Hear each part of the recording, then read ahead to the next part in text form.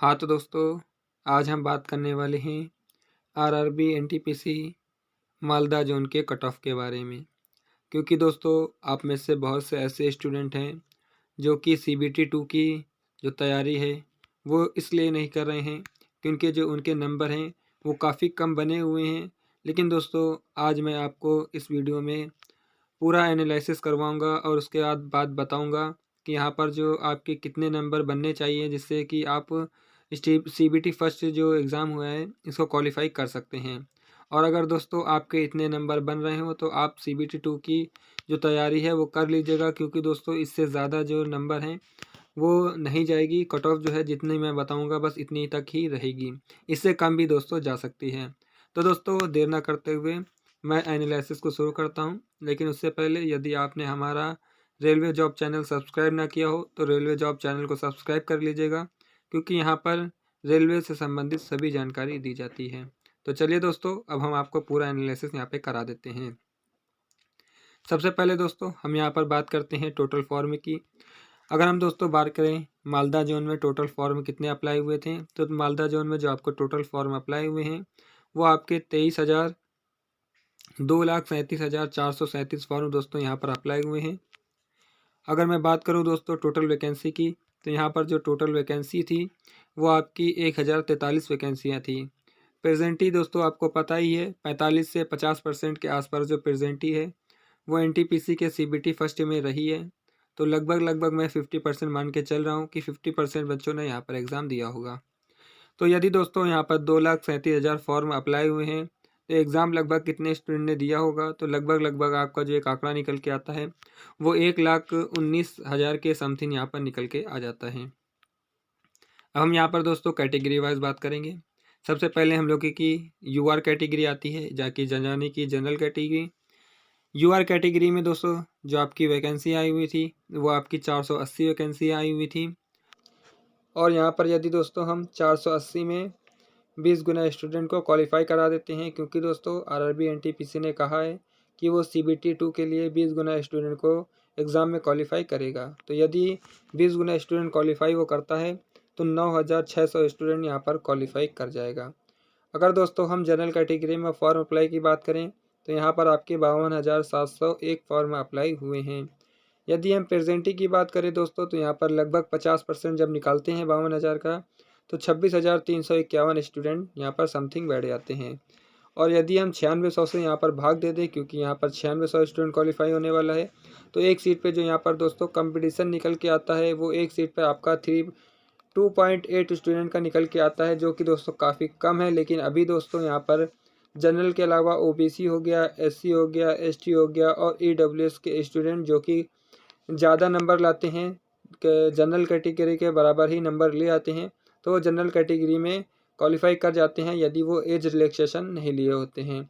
अगर आपने age relaxation लिया होता है अदर कैटेगरी वालों ने, तो यहाँ पर दोस्तों वो जनरल कैटेगरी में नहीं आते हैं, वरना दोस्तों जितने भी स्टूडेंट हैं सभी जनरल कैटेगरी में फ़ाइट करने लगते हैं। तो यदि दोस्तों सभी कैटेगरी की हम यहाँ पर स्टूडेंट को मिला ले तो लगभग आपका जो 7 से 8 स्टूडेंट की पर सीट पर जो फाइट है वो देखने को मिलेगी।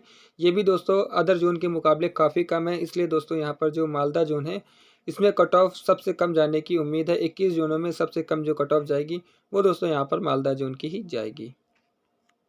अब हम बात कर लेते हैं दोस्तों ओबीसी कैटेगरी में। ओबीसी कैटेगरी में टोटल यहाँ पर दोस्तों 244 वैकेंसियाँ थीं, जिसमें यदि 20 गुना स्टूडेंट क्वालिफाई होगा तो ओबीसी कैटेगरी से आपका 4880 स्टूडेंट यहाँ पर क्वालिफाई करेगा। फॉर्म अप्लाई की बात करूँ तो यहाँ पर दोस्तों 1,16,121 फॉर्म अप्लाई हुए हैं। प्रेजेंटी जो रही है वो आपकी 58,060 स्टूडेंट की लगभग रही है।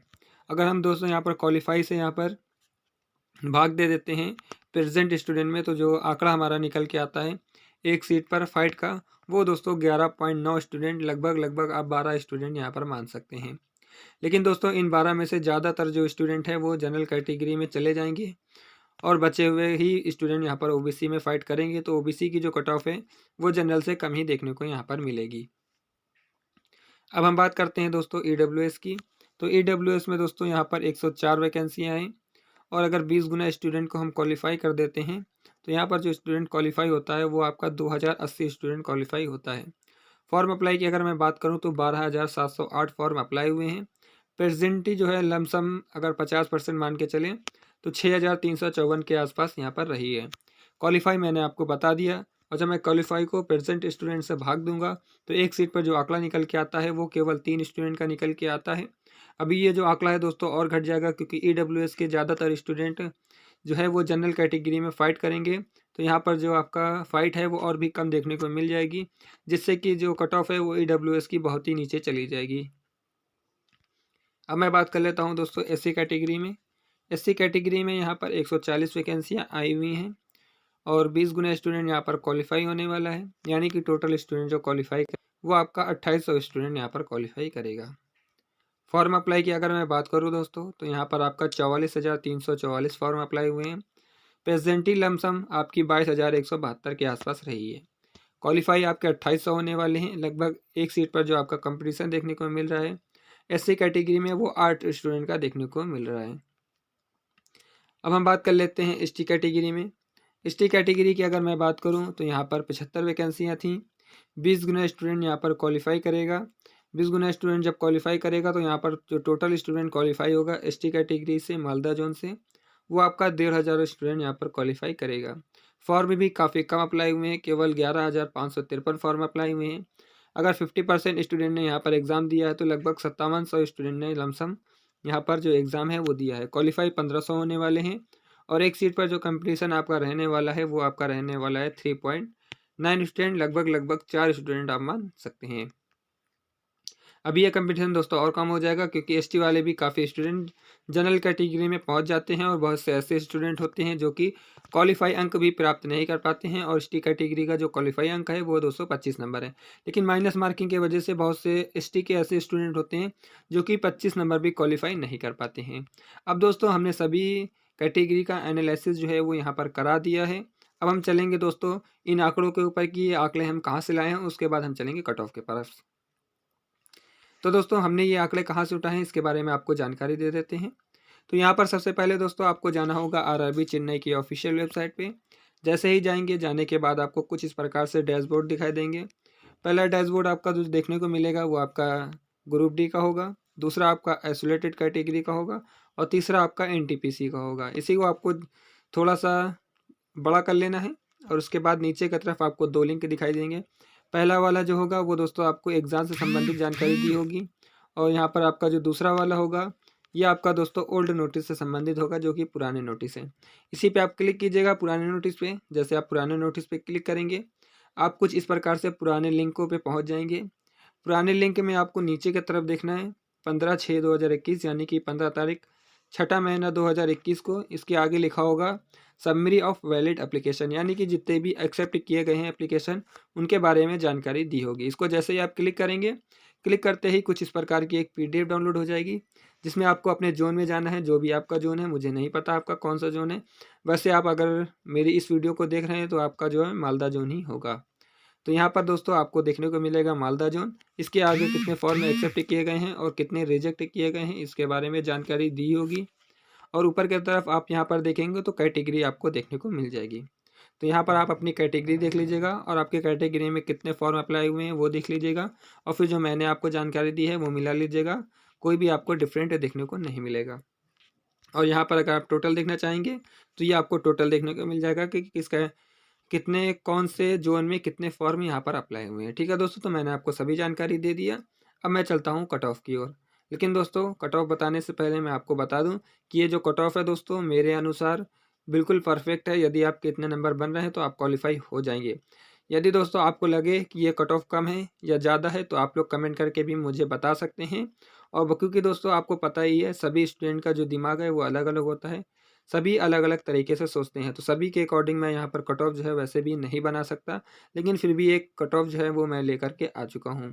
तो ये दोस्तों मेरे अनुसार कट ऑफ है। यदि आप कितने नंबर बन रहे हो तो आप तैयारी कर लीजिएगा। यदि आप तैयारी नहीं करते हैं तो फिर आप जो है सेकेंड एग्ज़ाम में जब बैठेंगे तो फिर आपको प्रॉब्लम हो जाएगी। और आप मेरी इस बात को याद रखेंगे कि मैंने जो जो कट ऑफ बताई थी वो उस नंबर पे मेरा नाम आ रहा था, लेकिन मैंने तैयारी नहीं की। अगर कर लेता तो सेकंड एग्ज़ाम भी क्वालिफाई कर सकता था। तो बाकी दोस्तों आपके ऊपर है, मैंने तो आपको बता दिया। अब मैं चलता हूँ दोस्तों कट ऑफ के ऊपर।